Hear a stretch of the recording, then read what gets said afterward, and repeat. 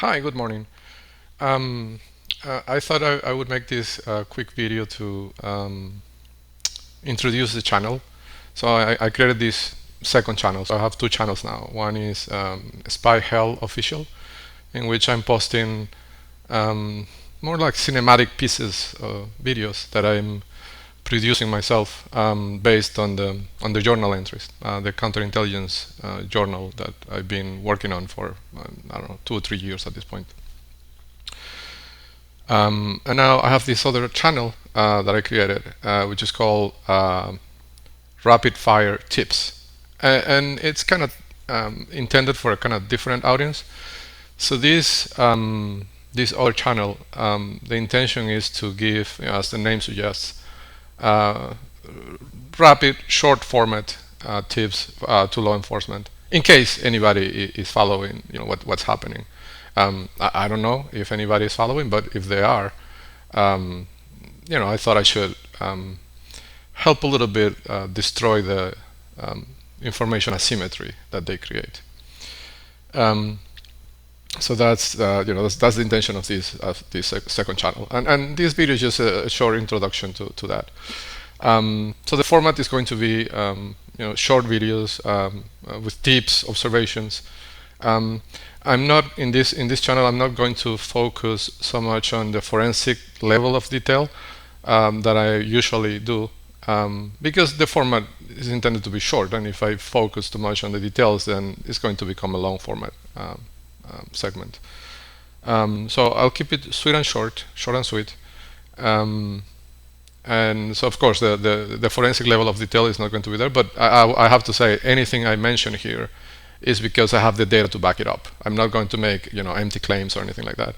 If I said, even if you are not seeing the evidence directly, please take my word that I do have either a video recording, data that I gather somehow, or output from the models that back this up. So one way of saying that the format might be short and the forensic level of evidence might not be visible, but it is there. If I'm saying it, it's because I have how to back it up. I would not make any empty claims. So that's that. The other thing I thought it would be a good opportunity to mention that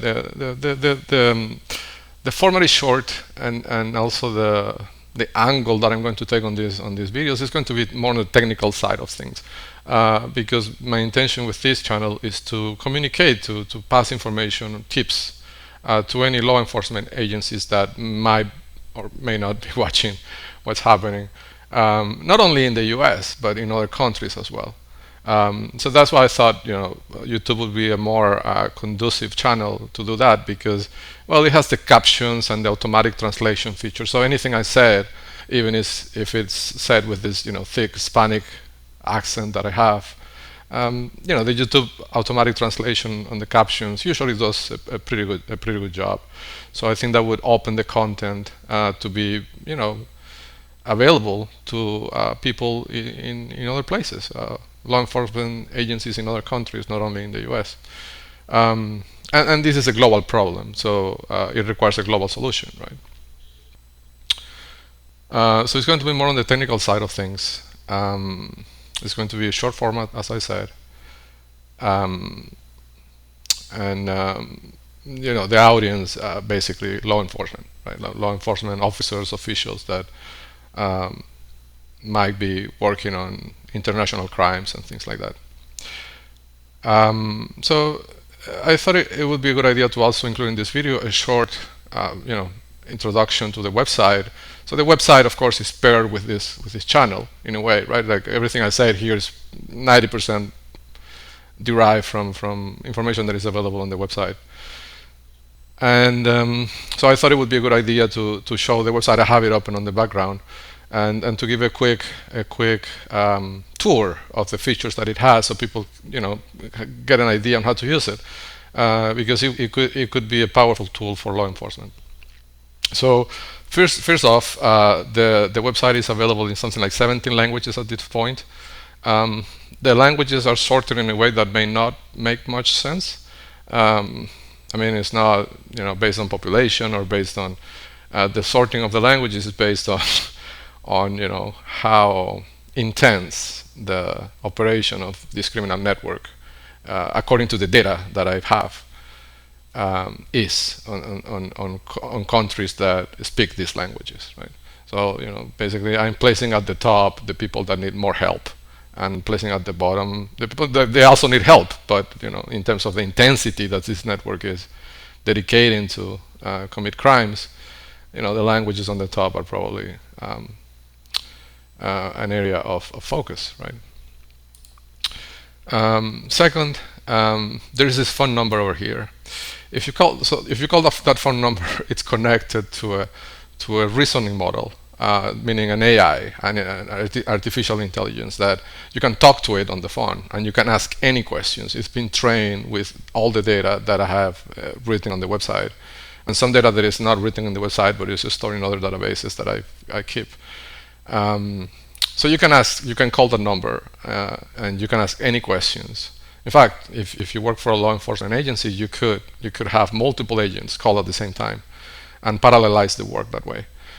So instead of interviewing me, I mean, I'm happy to be interviewed, but that would take probably over a year of interviews, right, to pass all this information in a way that is actionable. Instead of doing that, or besides doing that, law enforcement agencies could call this number and interrogate this digital witness that I created. This witness is very strong because, well, it cannot be killed, it cannot be tampered with, it cannot be coerced into submission, and it just talks and talks and talks, which is what they fear the most, right? The witness talking.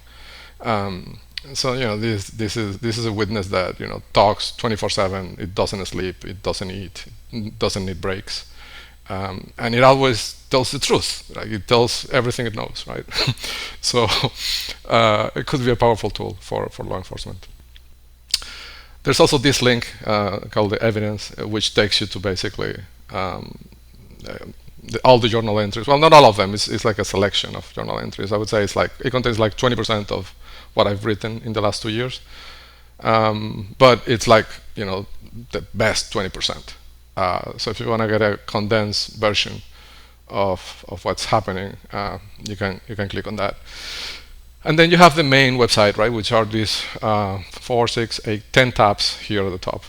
So the first tab lets you do searches on the content itself. Like I could search for something like, I don't know, ballet side, and it gives you kind of a summary and specific entries that talk about this concept.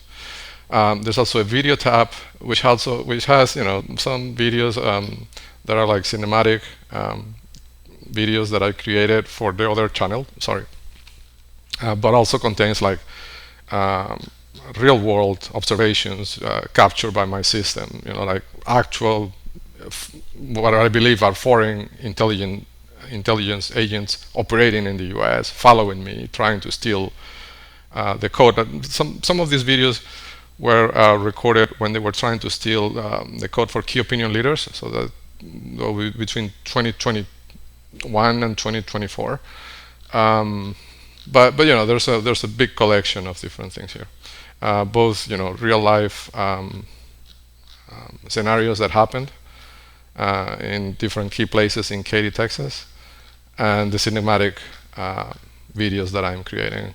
Some are satirical, like this one for Miko the robot and the PPT robot. Those are satirical pieces, but based on real things, right? You also have the images search, which basically gives you the imagery of the evidence that I've collected. At this point, it's something like 27,000 images. So because of that, it's a lot of images. I created a search tool that you can use to search through the images by category, tags, and things like that. And this tab is probably the most important one. So this tab that says paramilitary and crypto is a search engine that I created that ingests Elon Musk's GeoIndex, which I capture on September 11, 2024, and it lets you do searches on it. You can search for any address in any place in the world, and it tells you which are the places that are marked with crypto assets. So this means that the network made crypto payments to people tied to these addresses. or paramilitary positions, right? To give an example, right, I could type here my address, right, where I live right now.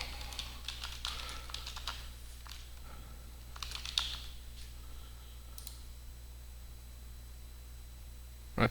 And you can see here, so all these markers are the houses that they have marked in the index. You can see how I'm surrounded. My house would pretty much be on this place. I don't know if you can see where I'm clicking, but here is my house. As you can see, my house is not marked because I'm not an agent, right? They haven't made any crypto payments to me.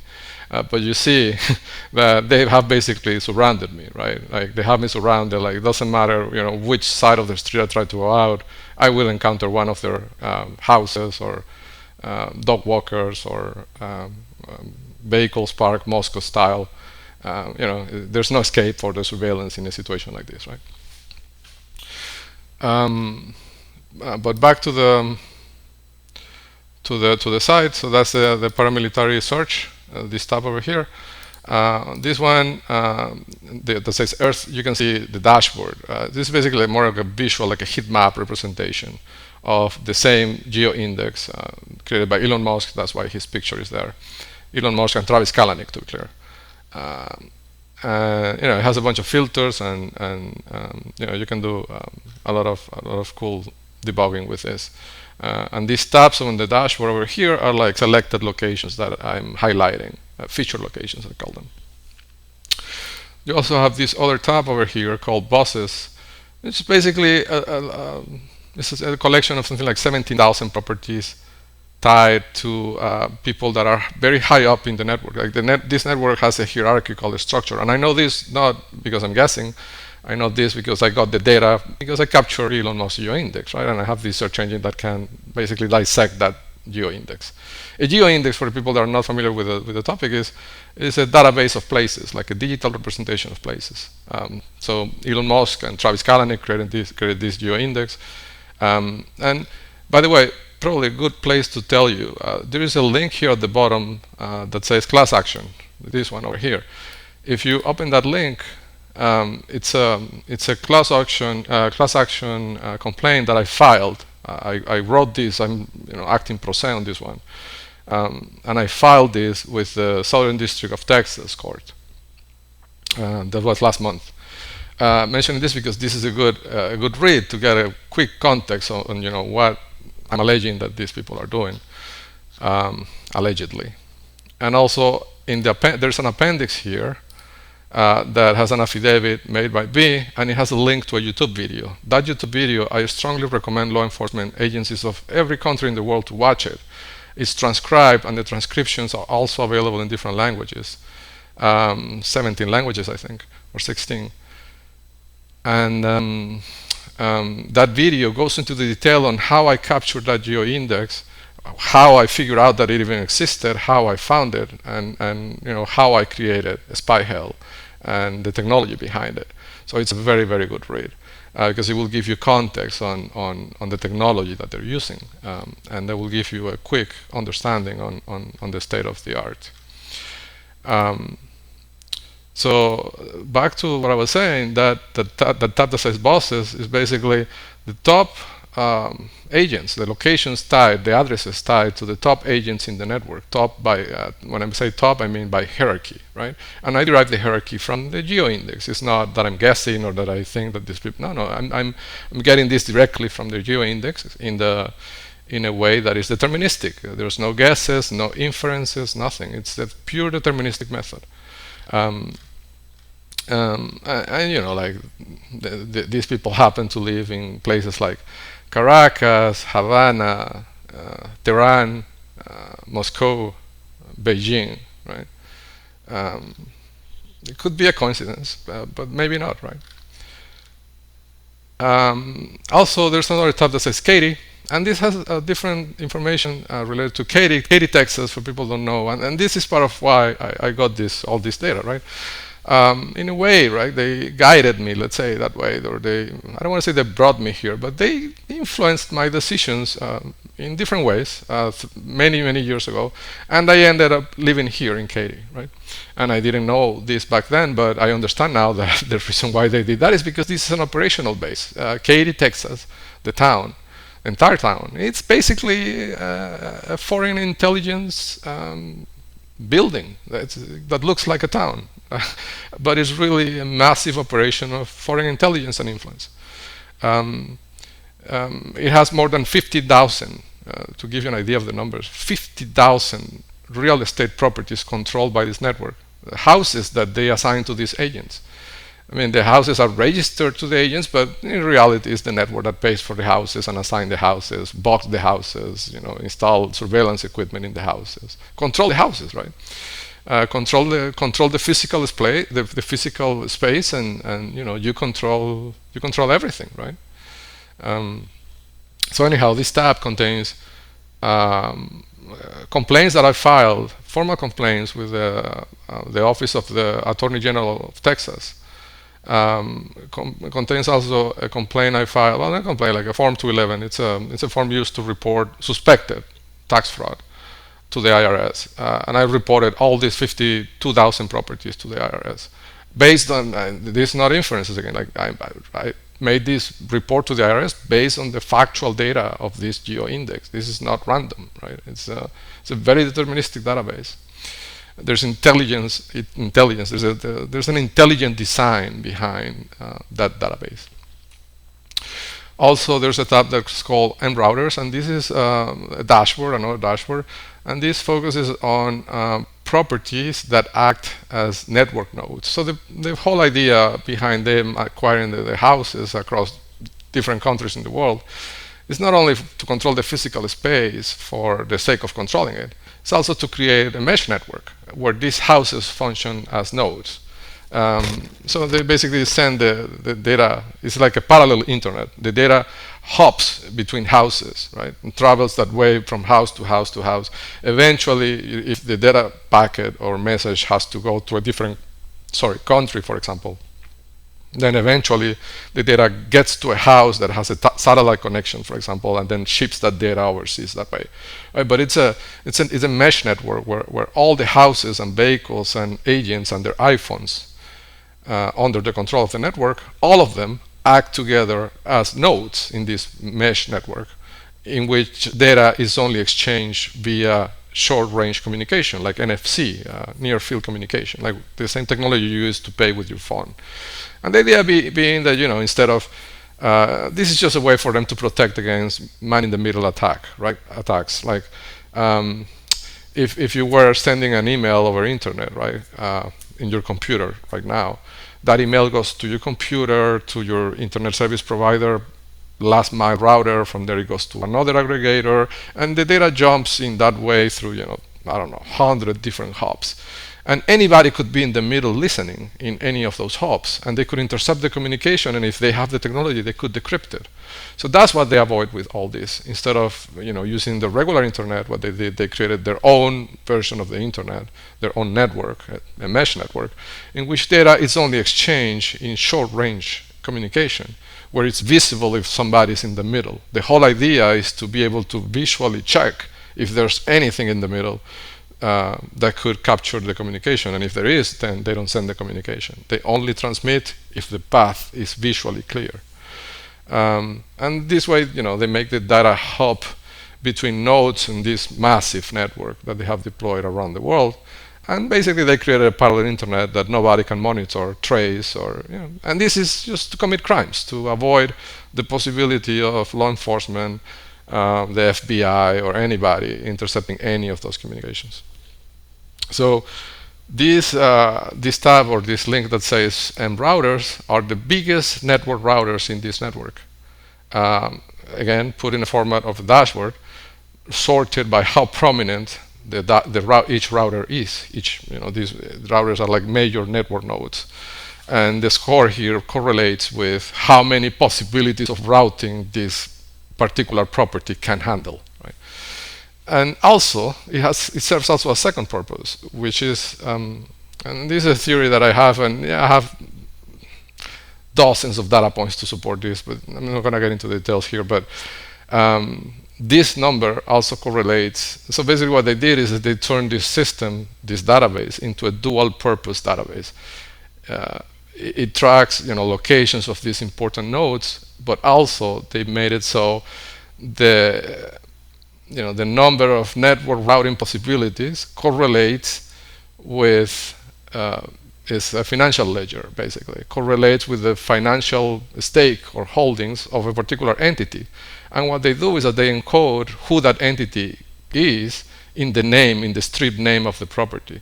So you see these things like Shore, Clearview, Harbor, like these things match to specific companies or people in the real world, and this number is kind of a bank account, right? It correlates to the financial holdings of these entities, of these people or companies within this network. And that, of course, is very revealing, because it means that those people and companies are very important to the network. Like, money usually correlates with importance in this kind of thing. Like, if you're more important, you get paid more, basically, right?